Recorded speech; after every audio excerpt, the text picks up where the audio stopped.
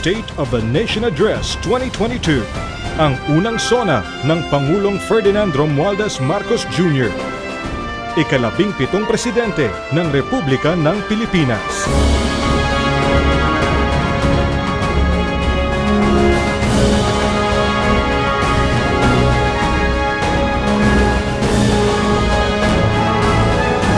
SONA 2022.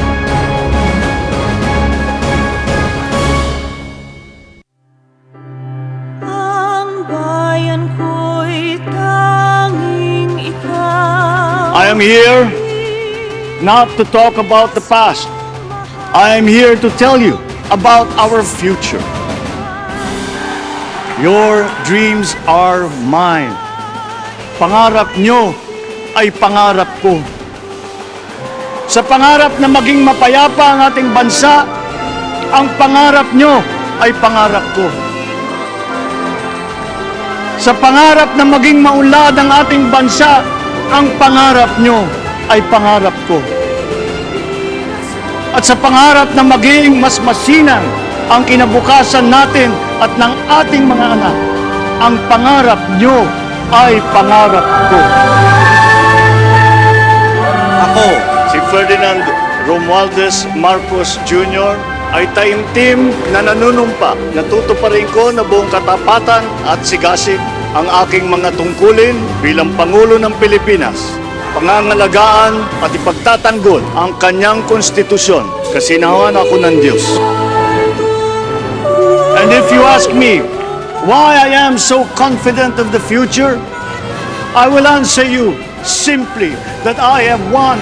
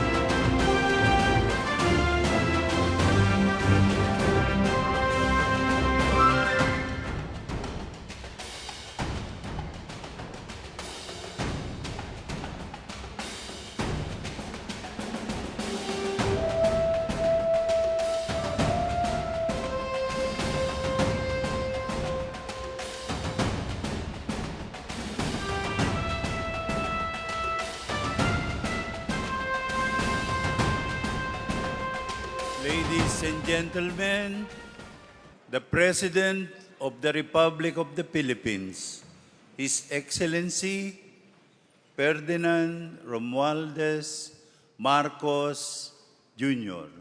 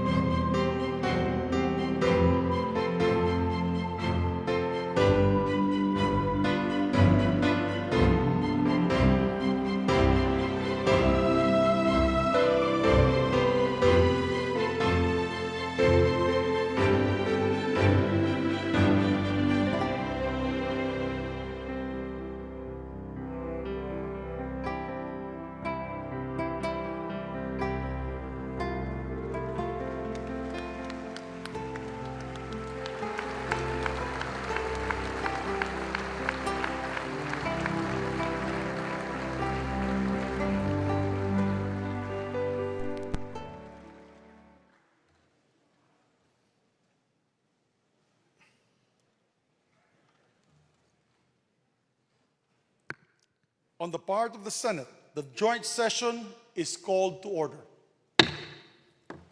On the part of the House of Representatives, the joint session is called to order. Please rise for the singing of the Philippine National Anthem, to be led by the Samiwang Singers of Ilocos Norte. Bayang magiliw, peros ng silanganan, alam ng puso, sa dibdib mo'y buhay. Lupang hinirang, duyan ka ng magiting, sa mandulupi, di ka pasisigil, sa dagat at bundok, sa simoy, sa langit mong bughaw, may dilagang tula at awit sa paglayang minamahal. Ang kislap ng watawat mo'y tamo, ay nanagniningning, ang bituin at araw niyang kailan, pag may di magdidilim, lupa ng araw narwal, at ipagsinta, buhay ay langit sa piling mo. Aming ligaya na pag may mga api, ang mamatay ng dahil sa'yo.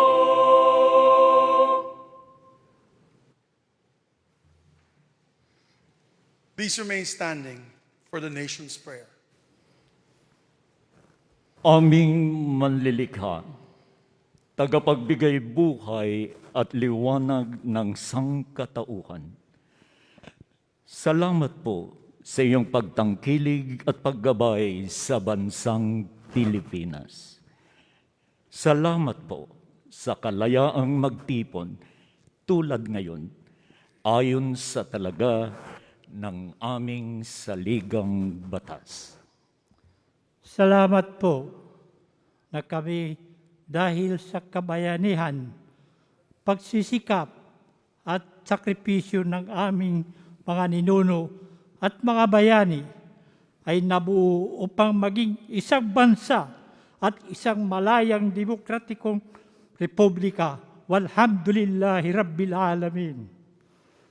Pagpalain niyo po ang aming pagtitipon ngayon upang aming dinggin, liwanagan at suriin ang kalagayan ng bayan, ang state of the nation. At upang italaga sa inyong gabay at tangkilik ang mga magiging hakbangin ng pamahalaan sa pangunguna ng aming Pangulo, Ferdinand Romualdez Marcos Jr. Biyayaan niyo po kami, mga mamamayan at mga namumuno, ng patuloy at tumitibay na pagkakaisa, pagtutulungan at pagmamahalan bilang pagsunod sa inyong mabuti at magandang kalooban. Kasihan niyo po ang aming Pangulo at ang pangkat ng kanyang mga tagapangasiwa, ang aming mga mambabatas, ang aming mga hukom, at ang mga tagapagpairal ng katarungan, ng dalisay at ibayong kaliwanagan, karunungan, katwiran, at katapatan sa kanilang banal na tungkulin. Patuloy niyo kaming turuan at atahayin kaming lahat na mga mamamayan at mga pinuno tungo sa dakilang pagkakaisa na magbubunga ng ibayong kapayapaan, kaayusan, kaunlaran, kasaganaan, at kasiyahan ng lipunang Pilipino. Magpatuloy po tayo sa personal na panalangin. Mangyaring ang bawat isa ay tahimik na manawagan sa may kapal.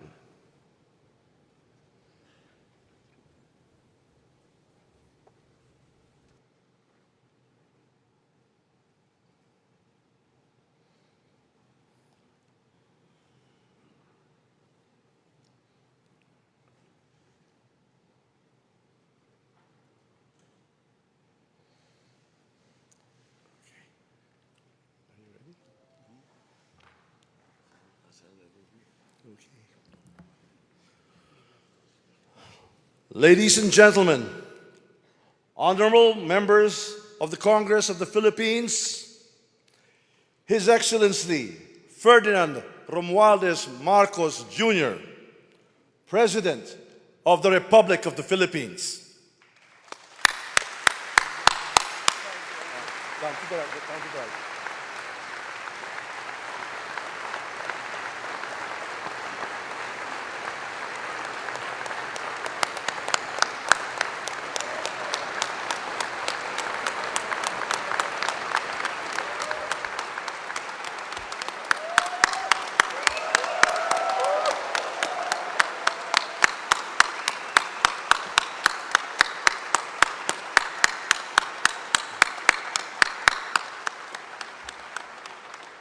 Vice President Sara Zimmerman Duterte, former Presidents Joseph Ejercito Estrada, Gloria Macapagal Arroyo, and Rodrigo Roa Duterte, Senate President Juan Miguel Zubiri, and the honorable members of the Senate, House Speaker Ferdinand Martin Romualdez, and the honorable members of the House of Representatives, Chief Justice Alexander Gesmundo, and the honorable justices of the Supreme Court, the Apostolic Nuncio, Most Reverend Charles John Brown, and the esteemed members of the Diplomatic Corps,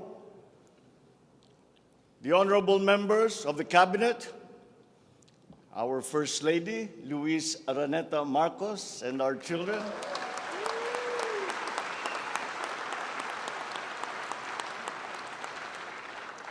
distinguished guests, ang mga minamahal kong mga kababayan, ladies and gentlemen, magandang hapon po sa inyong lahat. I come before you today to address you as it is my duty as President of the Republic. We live in difficult times brought about by some forces of our own making, but certainly also by forces that are beyond our control. But we have, and we will continue to find solutions, and these are some of them. In terms of the economy, we will implement a sound fiscal management. Tax administration reforms will be in place to increase revenue collection.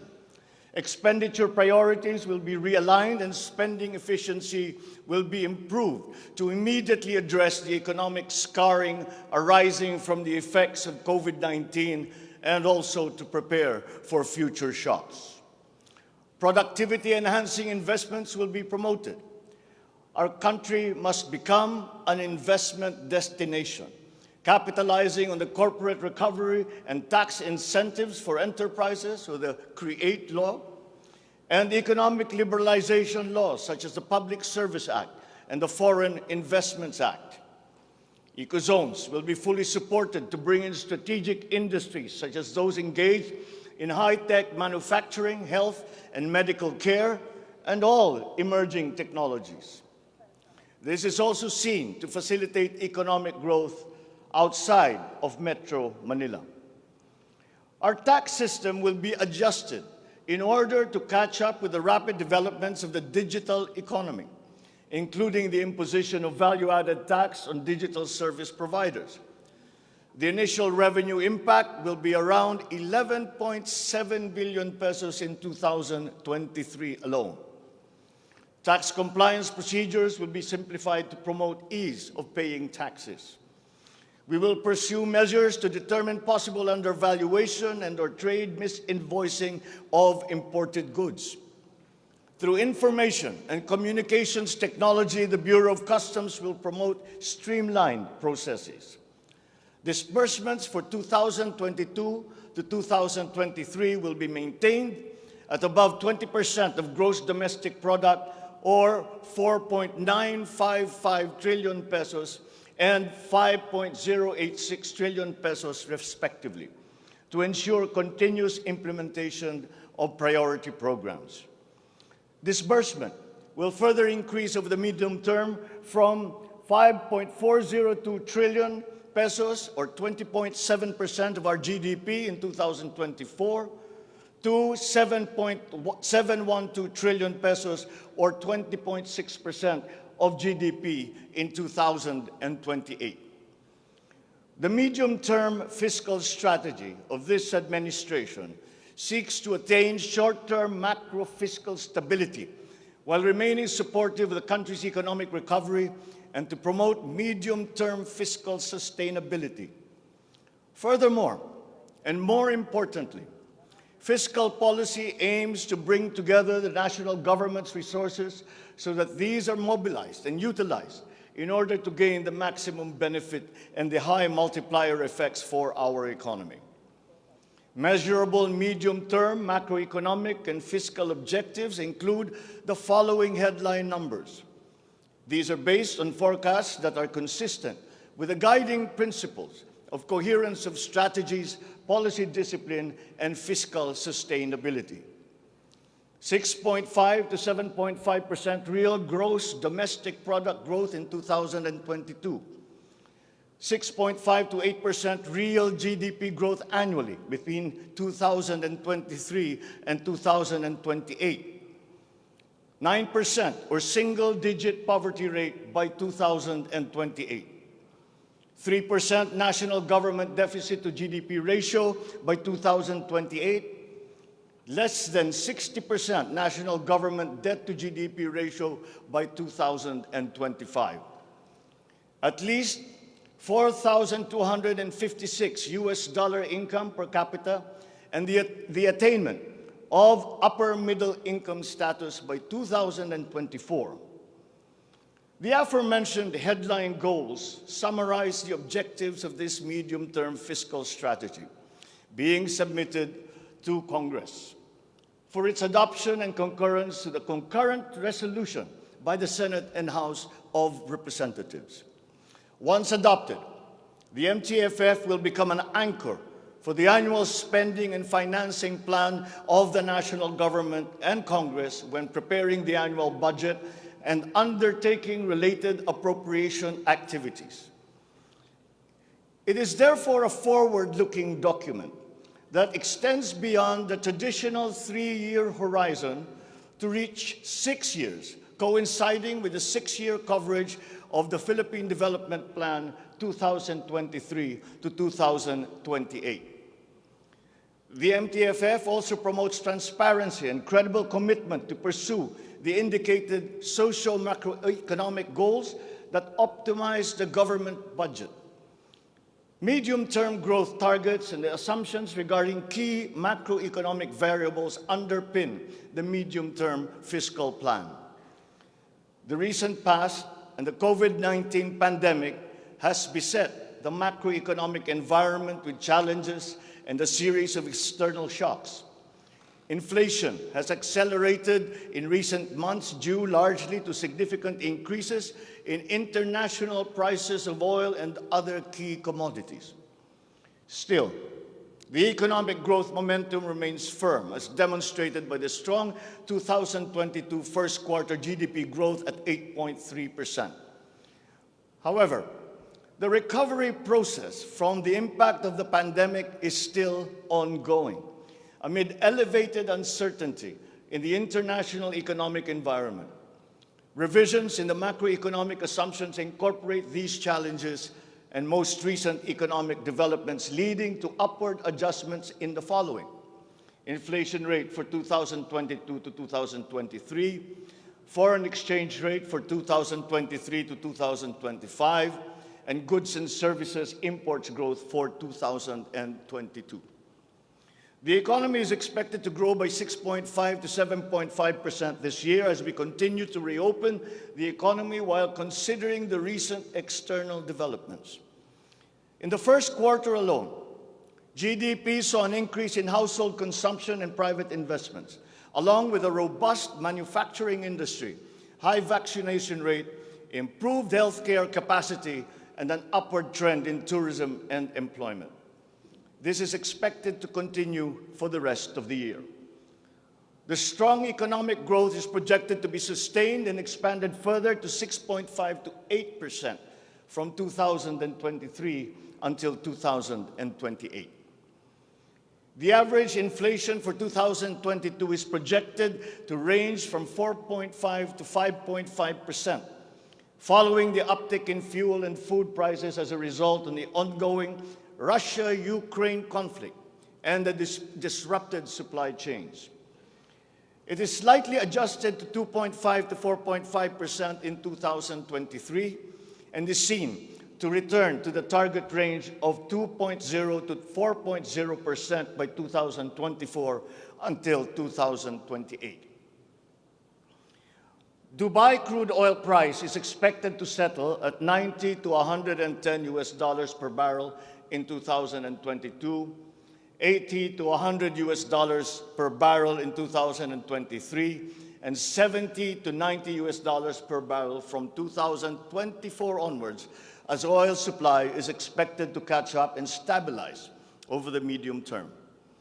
The Philippine peso is projected to average between 51 to 53 pesos per US dollar in 2022 and 51 to 55 pesos per US dollar from 2023 onwards due to aggressive monetary policy tightening by the US Federal Reserve, market aversion amid the Russian-Ukraine conflict, and again, increased global oil prices. Lastly, exports of goods are expected to grow by 7% in 2022 and 6% from 2023 to 2028. On the other hand, imports of goods are projected to grow by 18% in 2022, 6% in 2023, and 8% from 2024 to 2028. I have instructed the NEDA to coordinate with other agencies and work on the Philippine Development Plan for 2023 to 28 and to submit to me the complete blueprint and progress of its implementation not later than year-end. One of the main drivers of our push for growth and employment will be in the agricultural sector. With regard to food supply, we are confronted by a two-pronged problem, that which will hit us in the short term and that which will hit us in the long term. Tayo ay nahaharap sa mga problemang kagyat nating mararamdaman at mga hamong pangmatagalan. Ang mga suliraning agarang mararamdaman ng ating mga kababayan ay ang posibilidad ng tuloy-tuloy na pagsipa ng presyo ng pagkain at kakulangan sa supply ng ating pagkain. Upang masuportahan ang mabimili para mapanatili ang kanilang purchasing power o kapangyarihan sa pagbili, isinapinal ng Department of Agriculture ang planong taasan ang produksyon sa susunod na panahon ng pagtanim o planting season sa pamamagitan ng tulong pinansyal at teknikal. Magbibigay tayo ng pautang habang mas ilalapit natin sa sektor ng agrikultura ang hindi gaanong mahal na farm inputs na bibilhin na ng bulto ng gobyerno. Kabilang dito ang abono, pestisidyo, mga punla, feeds, fuel subsidy at ayuda para sa mga karapat-dapat na benepisyaryo. Para sa pangmatagalang solusyon, itataas natin ang produksyon ng mga kalakal at produktong pang-agrikultura. At para magawa ito, pagtitibayin natin ang tinatawag na value chain na nagsisimula sa mga magsasaka hanggang sa mga namimili. May mga bahagi ng value chain na sa ngayon ay kanya-kanya ang operasyon. Pagtibayin natin ang koordinasyon ng iba't ibang bahagi nito. Ang pagsasaliksik para sa mga makabagong paraan at ng pagtatanim at pag-aalaga ng hayop ay masusing gagabayan ng Department of Agriculture. Ang produksyon ng farm inputs o mga kakailanganin ng mga magsasaka sa pagpapalago ng kanilang sakahan ay ating iaayon sa mga hamong dala ng climate change at global warming. Mahigpit na pagsusuri ang gagawin ng ating mga eksperto tungo dito. Ang mga pautang at financial assistance sa mga magbubukid at mangingisda ay magiging institusyon at patakaran ng aking administrasyon.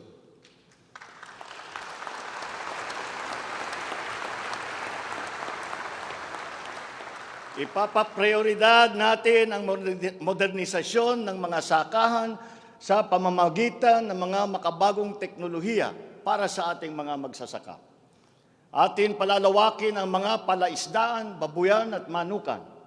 Lahat ng ito gagamitan ng siyensya para tumaas ang produksyong agrikultural.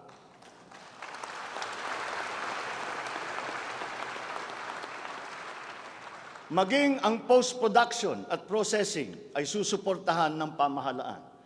Gagawa tayo ng national network ng farm-to-market road upang mas mabilis na mailakbay ng mga magsasaka ang kanilang mga produkto sa mga pamilihan. At gagawa tayo ng mga paraan upang maramdaman ng mga mamimili ang pagluluwag ng presyo ng mga produktong pagkain sa kayang halaga, gaya ng muling pagbubuhay ng mga Kadiwa Center. Hindi ito magagawa sa isang araw. Hindi magagawa sa isang buwan o isang taon lamang. Ngunit, kailangan na natin simulaan ngayon.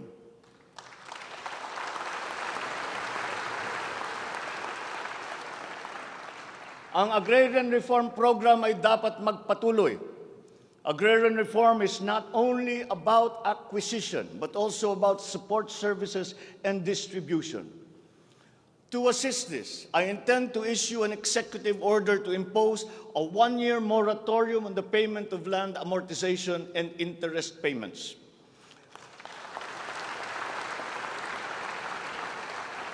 This is included in Republic Act number 11469 or the Bayanihan to Heal as One Act. A moratorium will give the farmers the ability to channel the resources in developing their farms, maximizing their capacity to produce, and propel the growth of our economy.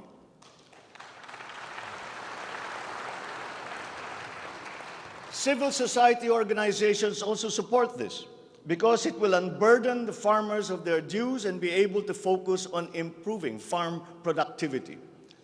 Congress must also pass a law that will emancipate the agrarian reform beneficiaries from the agrarian reform debt burden, thereby amending Section 26 of Republic Act 6657. In this law, the loans of agrarian reform beneficiaries with unpaid amortization and interest shall be condoned.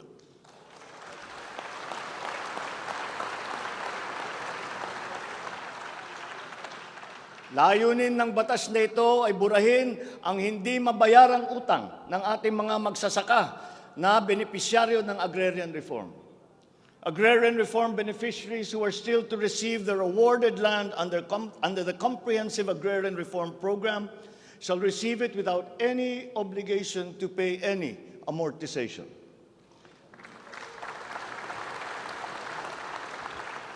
The condonation of the existing agrarian reform loan will cover the amount of 58.125 billion pesos, benefiting 654,000 agrarian reform beneficiaries and involving a total of 1.18 million hectares of awarded lands. Executive Order number 75, Series 2019, requires that all government agencies, bureaus, departments, and instrumentalities to turn over agricultural lands to qualified agrarian reform beneficiaries. At present, we have a total of 52,000 hectares of unused agricultural lands of the government, which shall now be used for distribution to the following sectors in accordance with Section 40 of the Republic Act number 6657 as amended. Thus, landless war veterans, landless surviving spouse and orphans of war veterans, landless retirees of the Armed Forces of the Philippines and the Philippine National Police. Agricultural lands acquired under this program will be given to graduates of college degrees in agriculture who are landless.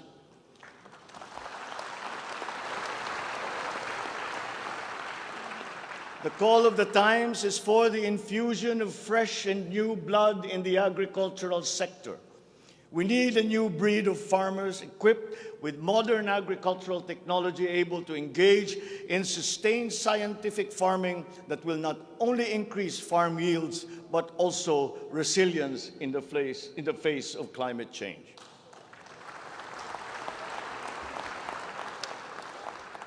They say that each brand has a story. As for the Filipino brand, ours is deeply rooted in our rich cultural heritage, and the tourism sector plays an invaluable role in the promotion of the Filipino brand.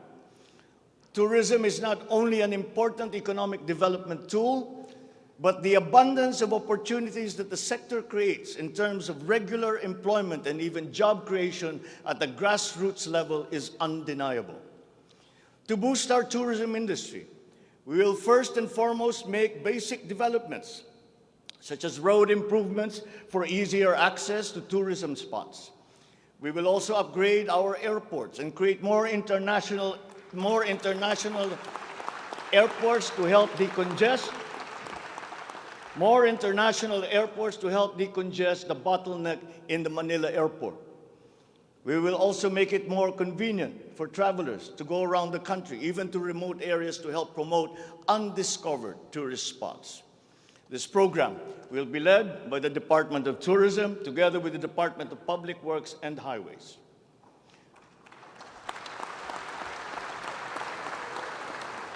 To foster the Filipino brand is to spark our sense of pride and reaffirm our strong sense of identity. It is time to welcome the rest of the world with an enhanced Filipino brand that is unique, attractive, and creative. The creativity of the Filipino is truly world-class. We excel in arts and culture, new media, live events, avenues which generate primary and downstream jobs for our creative and talented countrymen. Unfortunately, ang mga hanap buhay na ito ang unang pinadapa ng pandemya at ang pinakahuli namang makabalik sa normal. The creative industry likewise faces many challenges, including workplace conditions, working hours, intellectual property rights, and the welfare of our beloved freelancers who were left vulnerable during the height of the pandemic. We require an institutionalized creative industry that will advance the interest of its stakeholders. Sila na nagbibigay ng kaluluwa at pagkakilala sa ating pagka-Pilipino. Protektahan natin sila.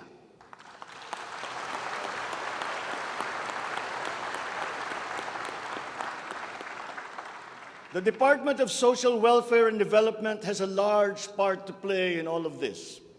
Magpapatuloy ang ating pagkalinga sa ating mga kababayan na lubos na nangangailangan. Hindi po natin sila pababayaan. Mangunguna sa pag-aagapay sa kanila ang Department of Social Welfare and Development. Utos ko sa DSWD ang mabilis na pagtugon sa pangangailangan ng mga biktima ng kalamidad at mga iba't ibang krisis. Ang mga field office nila ay inatasan na maagang maglagak ng family food packs at non-food essentials sa mga LGU, bago pa man manalasa ang anumang kalamidad. Magdadagdag tayo ng mga operation center, warehouse at imbakan ng relief goods, lalo na sa mga malalayong lugar na mahirap marating. Titiyakin natin na maayos ang koordinasyon ng DSWD at Department of Human Settlements and Urban Development nang sa ganon madali ang pagpatupad ng Emergency Shelter Assistance Program para sa mga biktima ng kahit anong kalamidad.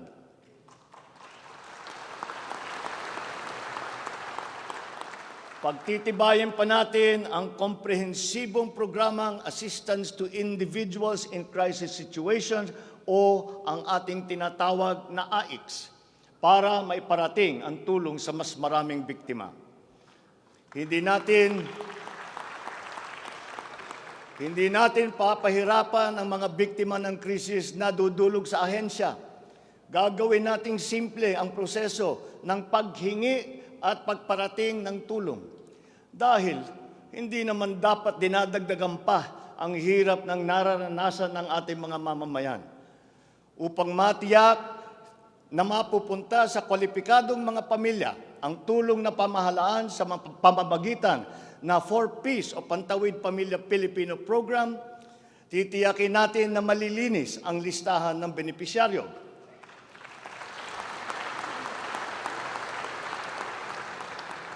Higit na sa 1 milyong pangalan na ang nakapag-graduate na sa listahan. At nagagalak akong mabatid na sila ay nakakatayo na sa kanilang sariling paa. Kaugnay nito ay inutusan ko ang DSWD na pag-ibayuhin pa ang pagrepaso ng listahan upang maitutok ang pamimigay ng sapat na ayuda sa mga lubos na nangangailangang pamilya. Magpapatuloy ang supplemental feeding program para sa mga bata sa child development centers at supervised neighborhood play at lalo pa nating palalawakin sa taong 2023. Hindi rin natin nakakalimutan ang mga solo parents at mga nanay na nahiwalay sa kanilang mga mister dahil sa karahasan. Pagtitibayin natin ang programa sa violence against women and their children.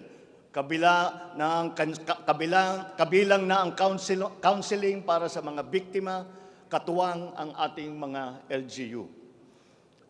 Tiyakin natin na sapat ang pondo sa halos 70 residential care centers at 7 non-residential care centers para sa vulnerable sectors at persons with disabilities na sumisilong dito. Sa ating sitwasyon ng pangkalusugan, nariyan pa rin ang banta ng COVID-19. Lalo't may mga nadidiskubring bagong variant ng coronavirus. Pero hindi na natin kakayanin ang isa pang lockdown. Wala na tayong gagawing lockdown.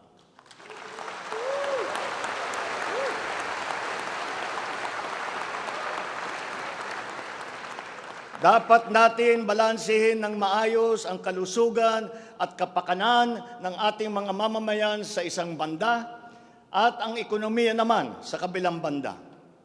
Nakikipagtulungan ang iba't ibang ahensya ng pamahalaan sa pag-monitor sa mga COVID-19 hospital admission upang makatiyak tayo na may sapat na kapasidad ang ating healthcare system at maiwasan ang pagsipa ng bilang ng nagkakasakit. Patuloy din ang ating vaccine booster rollout para sa ating pangkalahatang depensa.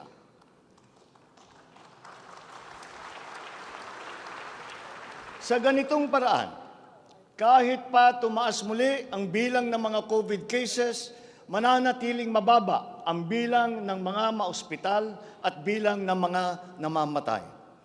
Sa pamamagitan nito, unti-unti rin tayong masasanay na nariyan ang virus, pero hindi na seryoso ang banta sa ating buhay. Iaayon natin ang ating mga health protocols sa kung ano ang ating pangangailangan sa paglipas ng panahon at lalo pang iibayuhin ang kooperasyon kasama ang pribadong sektor upang tumaas pa ang kumpiyansa ng mga mamumunuhan nang sa gayon ay bumalik na tayo sa full capacity, lalo-lalo na ang ating mga negosyo.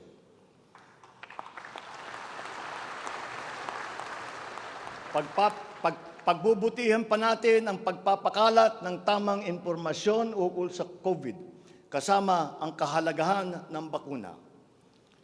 Mananatili muna sa ngayon ang alert level system natin.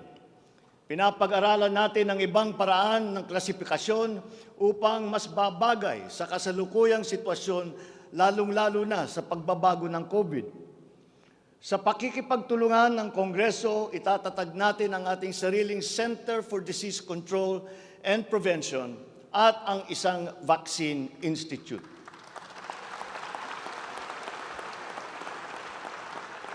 Magtatayo tayo ng dagdag na mga health center at ospital. But beyond the issues that the pandemic has brought, the need for a stronger healthcare system is self-evident. We must bring services, medical services to the people and not wait for them to come to our hospitals and healthcare centers. Napakinabangan natin ng husto ang malalaking specialty hospital gaya ng Heart Center, Lung Center, Children's Hospital at National Kidney and Transplant Institute. Kaya maliwanag na hindi lang dapat dito sa National Capital Region kundi maging sa ibang parte ng bansa.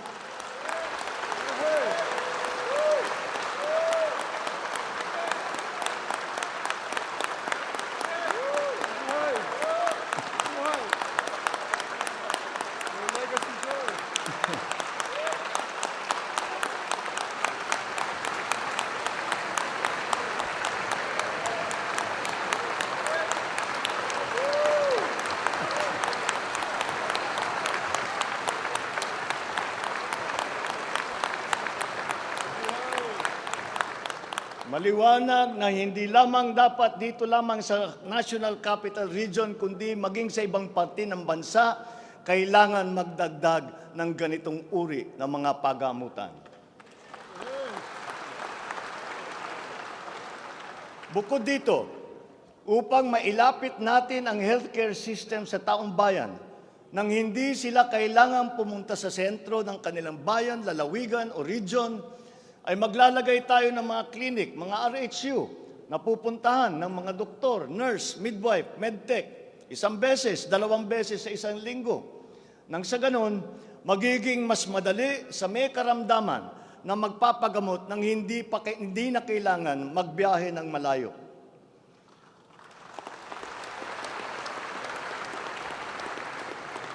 One of the cornerstones of a strong healthcare system is the provision of competent and efficient medical professionals. We will exert all efforts to improve the welfare of our doctors, our nurses, and other medical frontliners. Dapat din tayong magkaroon ng sapat na supply ng gamot na kinakailangan sa pang-araw-araw ng ating mga mamamayan. Sinimulan ko na ang pakikipag-usap sa mga kumpanya ng gamot dito sa Pilipinas at sa ibang bansa. Hinihikayat natin na buksan nila ang merkado upang bumaba ang presyo ng gamot.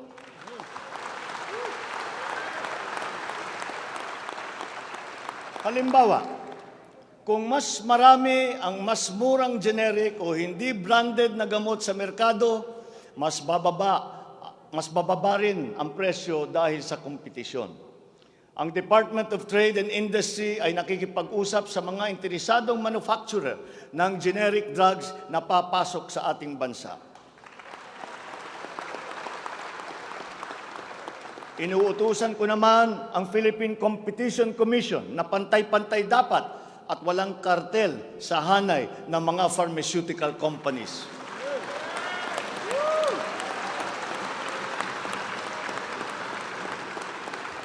Dahil kapag bukas ang merkado, bababa ang presyo ng gamot para mapakinabangan ng ating mga mamamayan.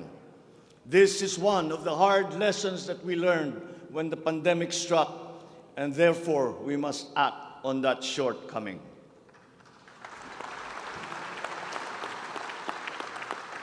In the educational sector, I believe it is time for our children to return to full face-to-face classes once again.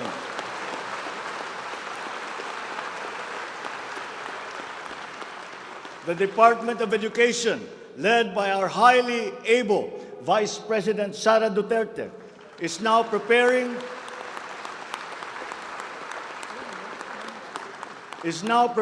for its implementation in the upcoming school year, with utmost consideration for the safety of students as we are still in the middle of the COVID-19 pandemic.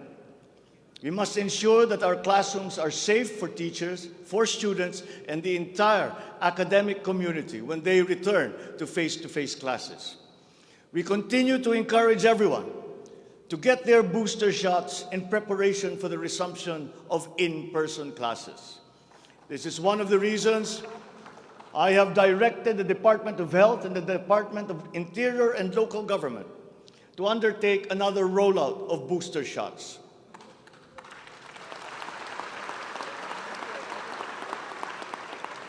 The condition and availability of schoolrooms for our students must also be addressed again, in coordination with the Department of Public Works and Highways. Though some complications have arisen over the question of repair of school buildings in relation to the Mandanas-Garcia ruling, this will be ironed out. We have been in discussion with local government leaders, governors, and mayors in the last few weeks to determine with the LGUs what is actually practicable, what functions belong to the LGUs, and what belong to the national government. There have also been lengthy discussions on the continuation and viability of the K-12 school system. We are giving this careful review, and all necessary inputs and points of view are now being considered. In the longer term, we are instituting a program of refresher courses and retrainings for our teachers so they can stay abreast of the rapid growth in technology, especially in this post-pandemic world. As for the horror stories that we have heard about the poor quality of educational materials and supplies that are being given to our schools, this must end.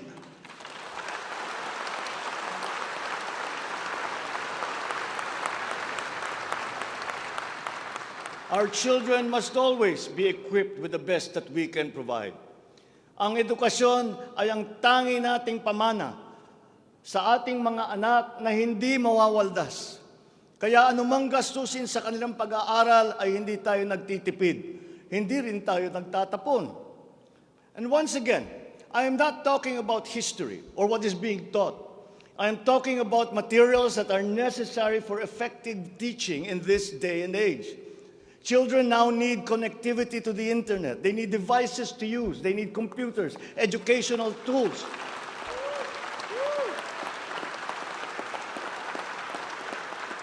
So that they might participate fully in the digital community here and abroad.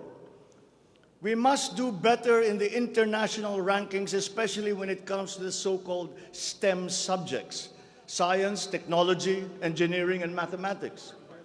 These skills, this knowledge, are necessary for our young people to be able to compete in a highly technological and competitive world.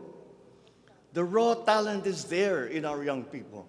It is up to our educational system to develop and to refine that great pool of talent.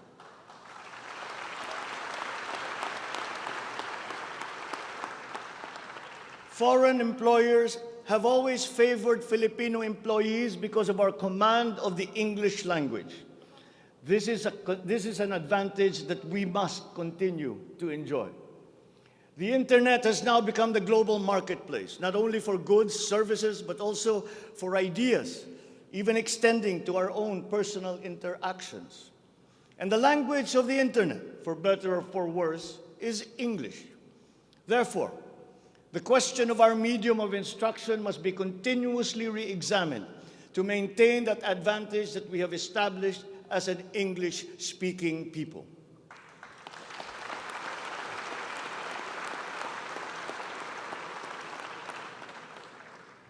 On a related subject, we are entering an age of exponential adoption of technology. It is the fourth industrial revolution. This will be characterized by the infusion of technology into almost every facet of our lives. Breakthrough technologies in the areas of quantum computing, artificial intelligence, nanotechnologies, the Internet of Things, robotics, self-driving electric vehicles, 3D printing, virtual and augmented realities, among others, that will radically transform the way business is done. The scale and the speed at which these innovations are introduced universally into our everyday lives and activities is unprecedented in our recorded history. We cannot stand idly by. The mission of our Department of Information and Communications Technology is to identify and utilize these innovations to improve governance. It has the daunting task now of transforming our government into an agile bureaucracy that is responsive to the needs of the public. Provide good and solid data to ensure informed decision-making. as well as allow secure and seamless access to public services. The voluminous records stored in the government warehouses and archives have to be digitized. Those that are already stored in various inventories of data should be harmonized and shared across departments and agencies. Needless to say, these have to be kept in large data centers that are secure yet accessible. The national ID will play an important part in this digital transformation.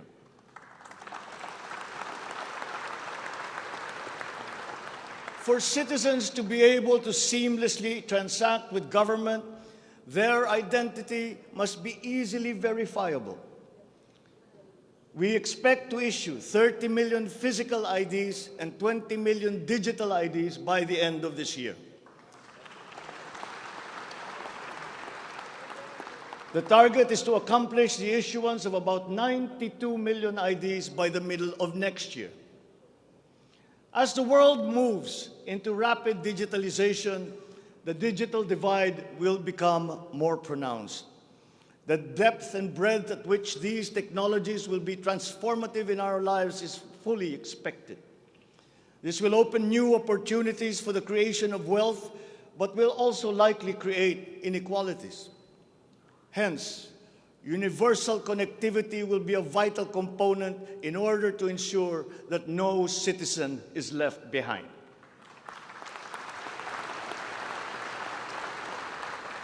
I have therefore tasked the DICT to deploy digital connectivity across our various islands. This will be done through the implementation of the National Broadband Plan, the Common Tower Program, connecting our geographically isolated and disadvantaged areas via our Broadband ng Masa project.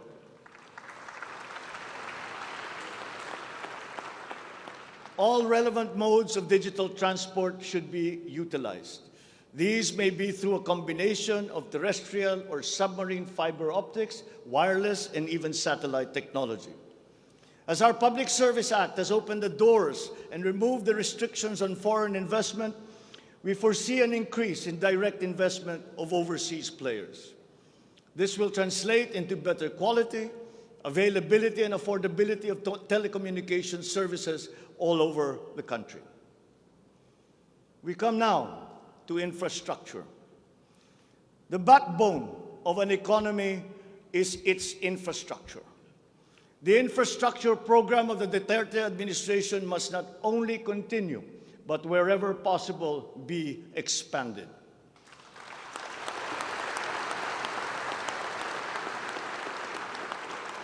We shall confidently build on this firm foundation established by my predecessor, as it is in building an edifice.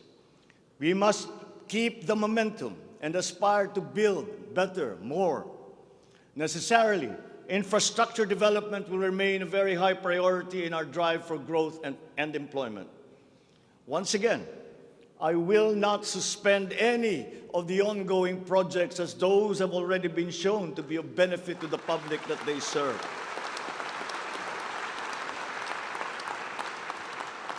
We will continue to study the proposals that have been made. Infrastructure development spending will be sustained at 5 to 6% of GDP. The planned expansion of infrastructure projects, I believe, would be possible if we continue to encourage the participation of the private sector in the development of our programs. Public-private partnerships, or PPPs, hold great potential for that expansion, for infrastructure development, and for innovation.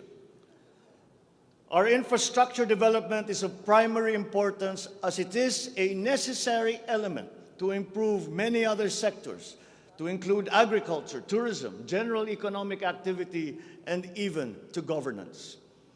It is my belief also that we have missed some great opportunities to develop our rail transport system.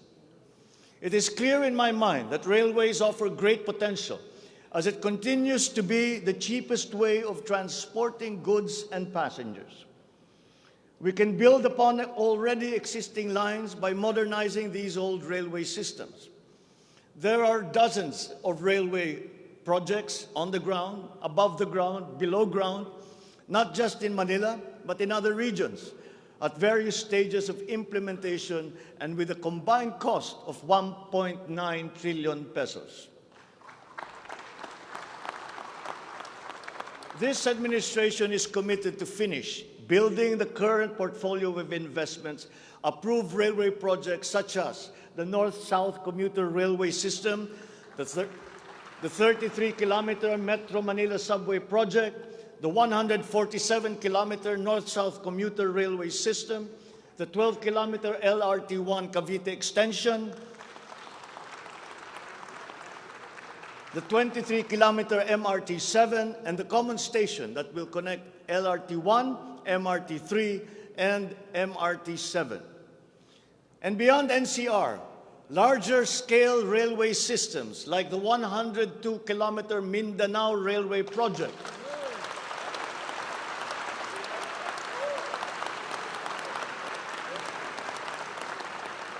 the Panay Railway Project, and the Cebu Railway System will be integrated as a vital part of our transport and communication systems. We will also continue to improve our roads and transportation systems in key cities throughout the country through various projects, such as the Cebu Bus Rapid Transit, Davao High Priority Bus System, Ilocos Norte Transportation Hub, the El Nido Transport Terminal. My order to the Department of Transportation, or DOTR, is really very simple. Full speed ahead.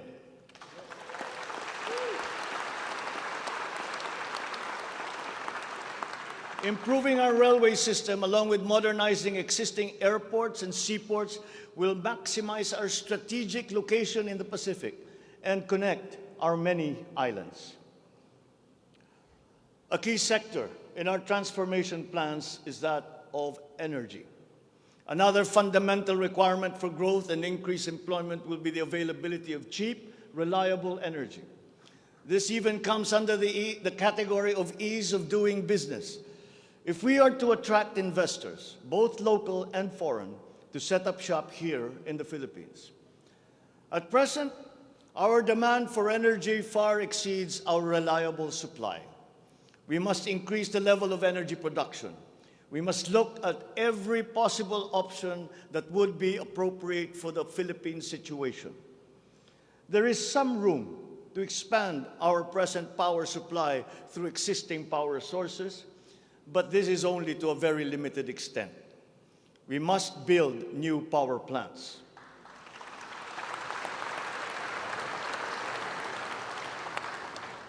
We must take advantage of all the best technology that is now available, especially in the areas of renewable energy.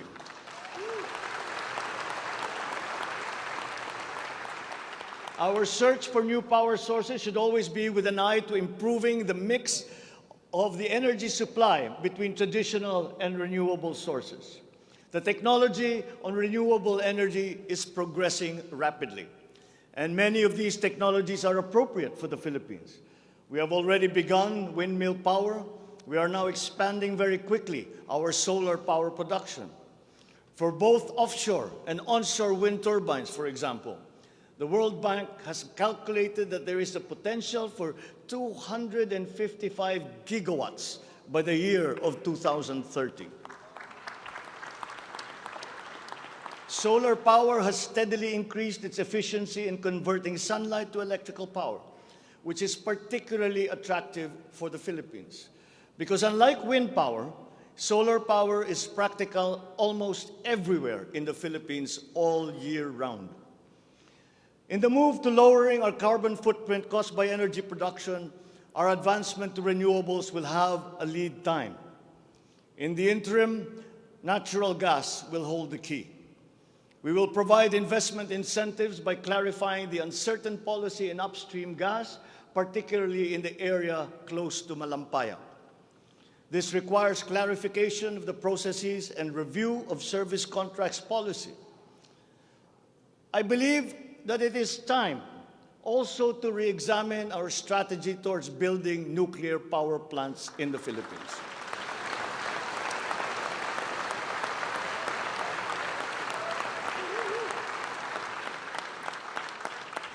We will comply, of course, with the International Atomic Energy Agency regulations for nuclear power plants as they have been strengthened after Fukushima. In the area of nuclear power, there have been new technologies developed that allow smaller-scale modular nuclear plants and other derivations thereof. Once again, PPPs will play a part in support as funding in this period is limited. Furthermore, we must examine the entire system of transmission and distribution for the purpose of finding ways to lower the price of energy to the consumer and to industry. We must expand the network of our transmission lines while examining schemes to improve the operation of our electrical cooperatives. All this in aid of reducing energy costs, especially but not limited to households. All this impetus for development and growth we undertake within the context of accelerating climate change and extreme weather conditions. Though we are a minor contributor to climate change globally, we have the unfortunate distinction of being one of the most vulnerable countries to the effects of climate change. For the welfare of our people, it is incumbent upon us to alleviate the effects of that vulnerability. The use of renewable energy is at the top of our climate agenda. We will increase our use of renewable energy sources such as hydropower, geothermal power, solar, and wind. Geographically, we are a disaster-prone country. Capacity building for our natural disaster resiliency is therefore a must. Investment in science and technology is imperative to enable us to have accurate weather forecasts and on-time disaster alerts. Studies show that already now, many areas in the Philippines are at high risk from the rise in sea levels brought about by the increase in global temperature. We must adapt to this phenomenon with disaster-proof planning for our communities. We will also look into the precarious freshwater supply situation in the country, especially in our urban areas. Many of our water supply systems date back to the 1950s, and they must now be rehabilitated and improved. I've instructed the DNR, together with the DPWH, to explore possible partnerships with the private sector to address this crucial situation. The Philippines has excellent laws on the environment, but we have to guarantee that these laws are properly enforced. And this will require a great deal of coordination and cooperation between concerned government agencies and private stakeholders. Companies who exploit our natural resources must follow the law. We all have the responsibility to preserve this earth, for we are but custodians, and we will pass on this great treasure to future generations.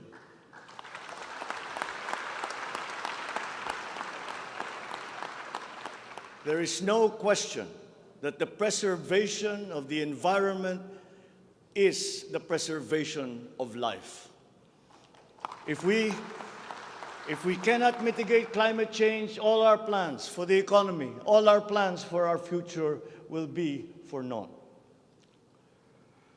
Bawat Pilipino sa ibayong dagat na nagsasakripisyong lisanin ang kanyang pamilya sa Pilipinas upang maghanap buhay ay nararapat lamang magkaroon ng pamahalaang matatawag nilang tahanan habang nasa ibang bayan. Ito ang papel na gagampanan ng kagawaran ng manggagawang mandarayuhan o Department of Migrant Workers matapos itong ideklara bilang ganap na ahensya ng gobyerno ng isang taon. Ang kagawarang ito ang magsisilbing kanlungan ng ating mga kababayan sa gitna ng mundong walang kasiguruhan at mahigpit na kompetisyon.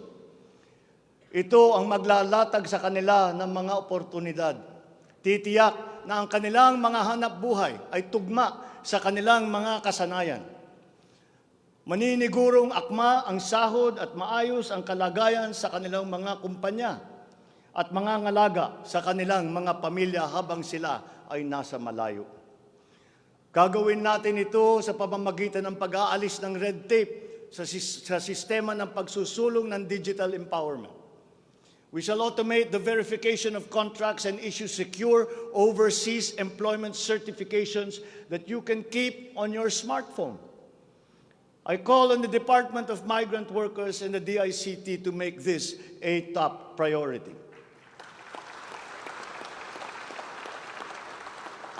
Tinatawagan ko rin ang Department of Foreign Affairs na makipagtulungan sa Department of Migrant Workers na tiyakin ang lahat ng mga diplomatic post ay tutulong na agarang maibalik sa trabaho ang mga ating mga overseas Filipino workers na nawalan ng hanap buhay nitong nakalipas na ilang taon.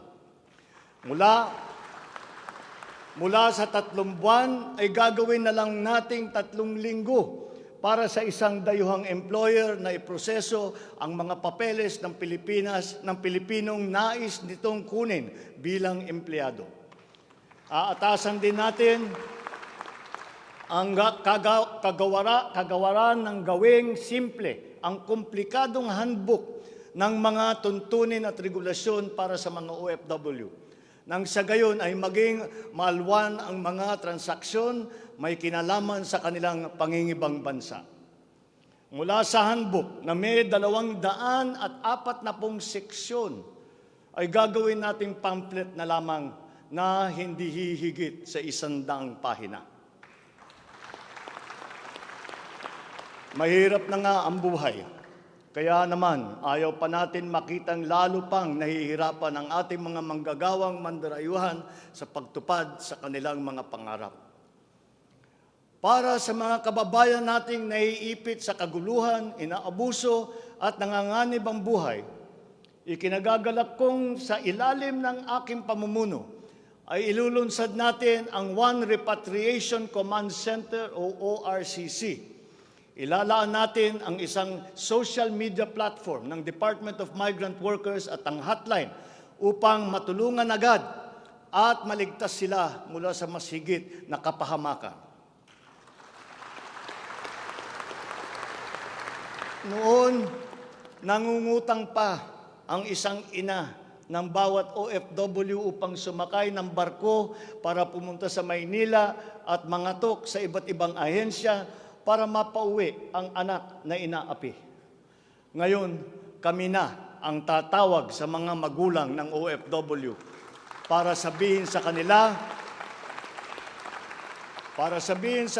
ang petsa kung kailan nila mayayakap at makakapiling ang kanilang mga anak.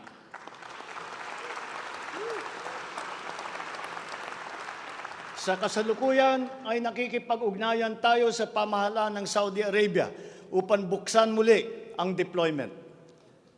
Kaya natin at gagawin natin ang makipagnegosasyon na mabigyan ang ating mga kababayan doon ng tamang pasahod at mapangalagaan ang kanilang karapatan at kapakanan. Muli natin patitibayin ang respeto at pagkakaibigan ng ating dalawang bansa tulad ng namamagitan sa ating ama sa kanilang hari. Sa mga susunod na buwan ay magtutungo si Secretary Susan Ople sa Saudi Arabia upang tiyakin na may sapat na puwersang magsisiguro na mabubuksan muli ang empleo sa bansa at para maisulong ang ating kampanya laban sa human trafficking. Ngayon, para naman sa mga anak na naiwan sa Pilipinas, titiyakin ng Department of Migrant Workers sa pamamagitan ng OWA na sila ay maipapasok sa magagandang paaralan, magtuturo sa kanila ng financial literacy, mental wellness, sports, sining, kultura. Ito ay mangyayari sa pakikipagtulungan ng iba't ibang ahensya ng pamahalaan. Alagaan natin ang kabataang Pilipino sapagkat sila ang kinabukasan ng ating inang bayan.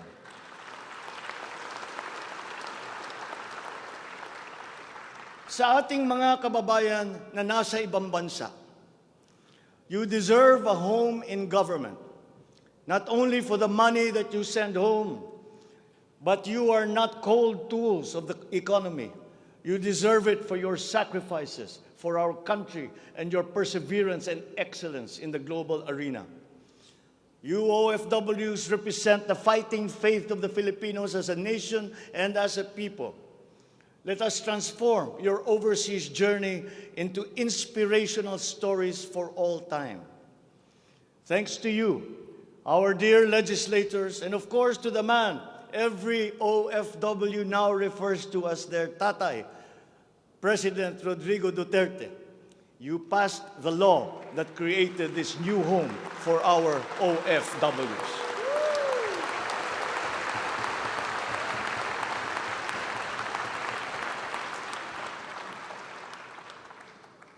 On the area of foreign policy, I will not preside over any process that will abandon even 1 square inch of territory of the Republic of the Philippines to any foreign power.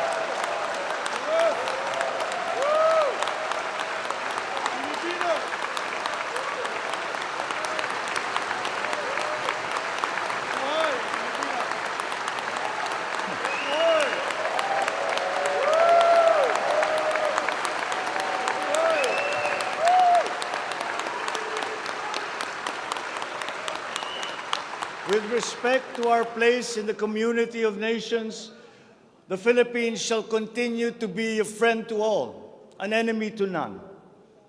The Philippines has always been open and welcoming to all our foreign friends and visitors. That is our worldview. That is our culture. But let me be clear.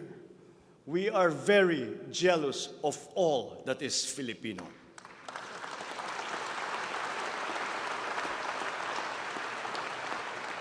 We will be a good neighbor, always looking for ways to collaborate and cooperate with the end goal of mutually beneficial outcomes. If we agree, we will cooperate and we will work together. And if we differ, let us talk some more until we develop a consensus. After all, that is the Filipino way. But we will not waver. We will stand firm in our independent foreign policy with the national interest as our primordial guide.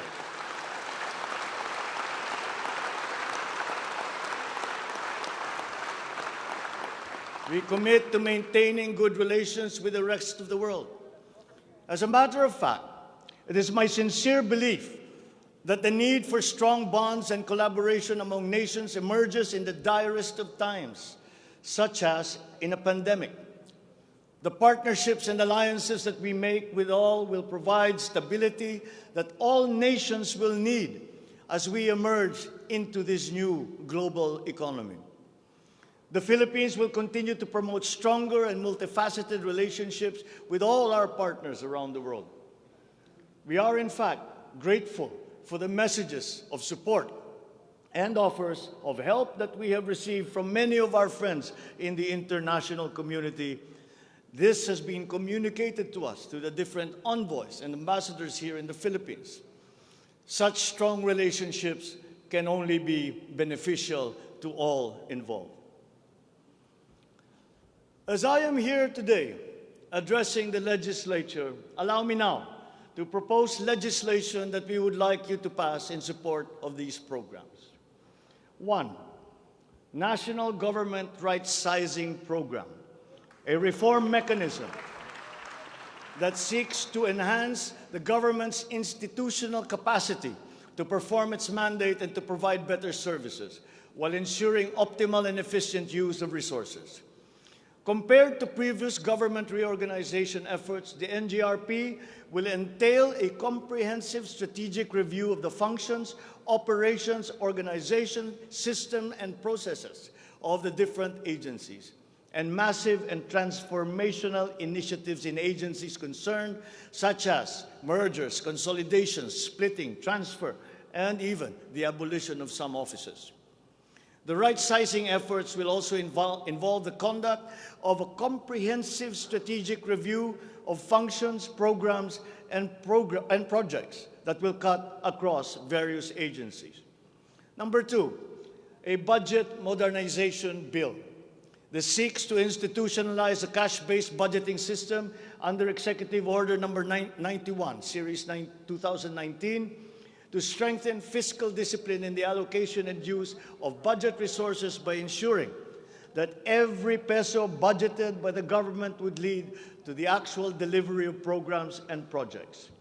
The full implementation of the CBS is timely and vital as the government executes response and recovery plans post-pandemic.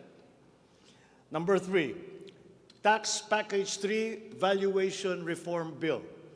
This bill provides for the A, establishment of real property values and valuation standards across the country, and B, the development of real property information system that provides for the database of all real property transaction and declarations in the country. Number 4, Passive Income and Financial Intermediary Taxation Act.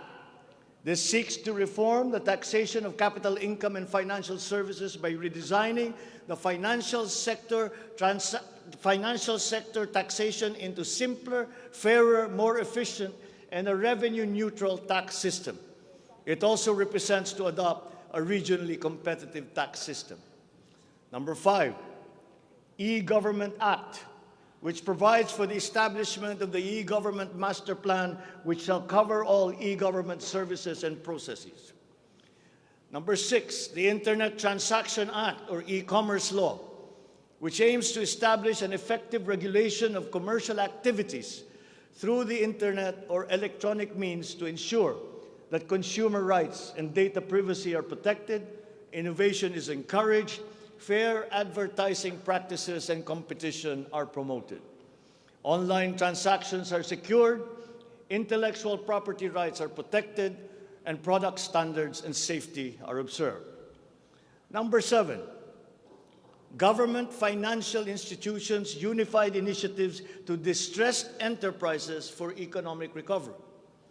This seeks to provide financial assistance to distressed enterprises critical to economic recovery through programs and initiatives to be implemented by the Land Bank of the Philippines, the Development Bank of the Philippines, and the Philippine Guarantee Corporation for purposes of addressing liquidity or solvency problems of MSMEs and strategically important industries to encourage their continued operation and maintain employment. Number 8, the establishment of a Medical Reserve Corps. Establishes a Medical Reserve Corps under the Health and Emergency Management Bureau of the DOH. The MRC shall be composed of licensed physicians, medical students who have completed their 4 years of medical courses, graduates of medicine, registered nurses, licensed allied health professionals. Number 9, National Disease Prevention Management Authority. This bill seeks to create the Center for Disease Prevention and Control attached to the DOH. Number 10, the creation of the Virology Institute of the Philippines. This will create the Virology Science and Technology Institute of the Philippines as an attached agency of the DOST. All offices and units under the DOST with functions related to virology shall now be transferred to the Virology Institute of the Philippines. Number 11, the Department of Water Resources. This seeks to create the Department of Water Resources and adopts the integrated water resource management as the strategic framework for national water management, policymaking, and planning. Number 12, Unified System of Separation, Retirement, and Pension. This grants a monthly disability pension in lieu of disability benefits provided under existing laws for military and uniformed personnel retired by reasons of disability. Number 13, the E-Governance Act. It promotes the use of internet, and other ICT to provide opportunities for citizens. Number 14, the National Land Use Act.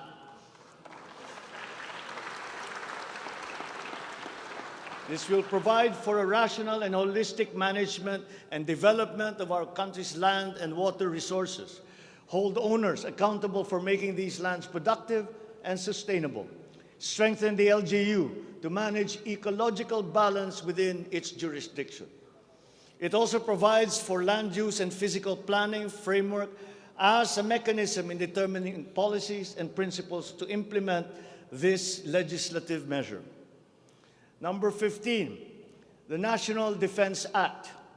This seeks to amend the antiquated National Defense Act of 1935 to provide for a change in the military structure of the armed forces of the Philippines that is more responsive to current and future non-conventional security threats to the country's territorial integrity and national sovereignty.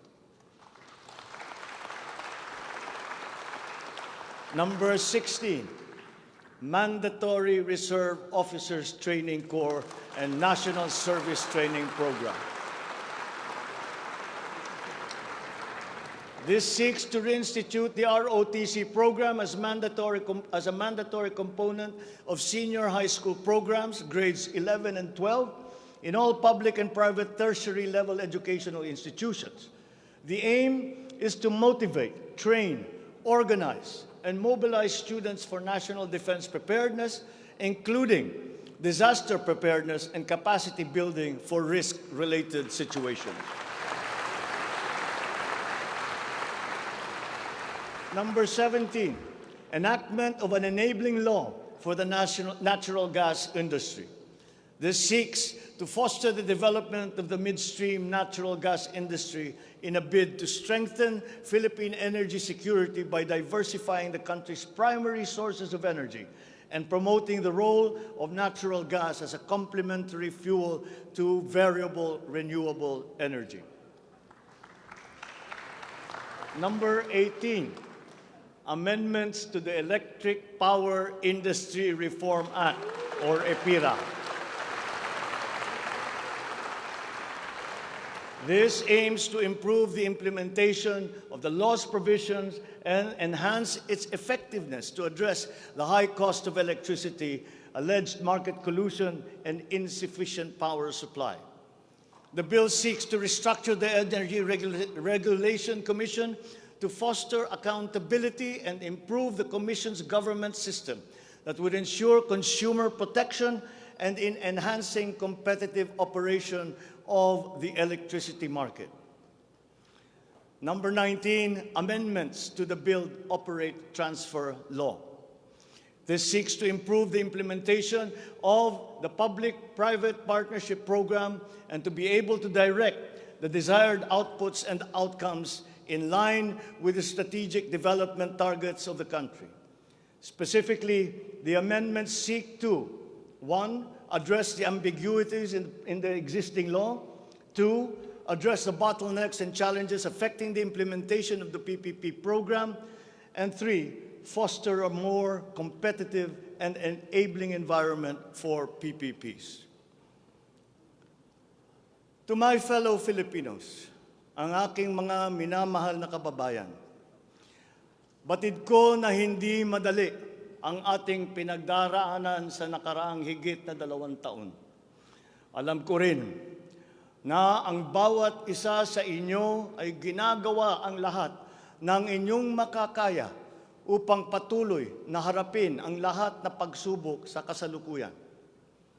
I do not intend to diminish the risks and the challenges that we face in this turbulent time in global history. And yet, I see sunlight filtering through these dark clouds. We have assembled the best Filipino minds to help navigate us through this global crisis that we are now facing. We will endure. Let our Filipino spirit ever remain undimmed.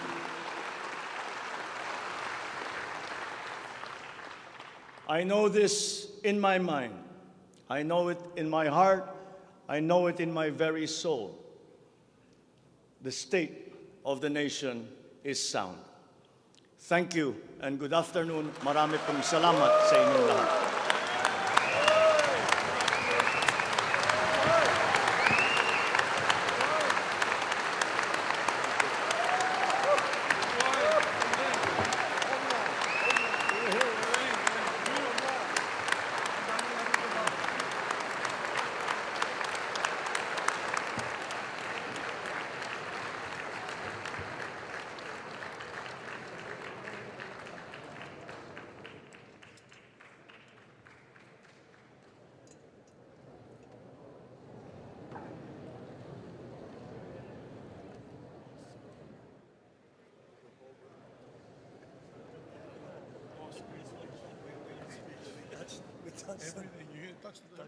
Yeah, I couldn't leave anything out.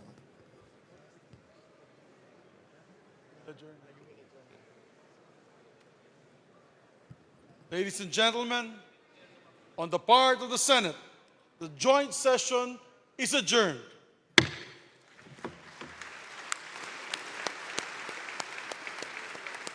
On the part of the House of Representatives, the joint session is adjourned.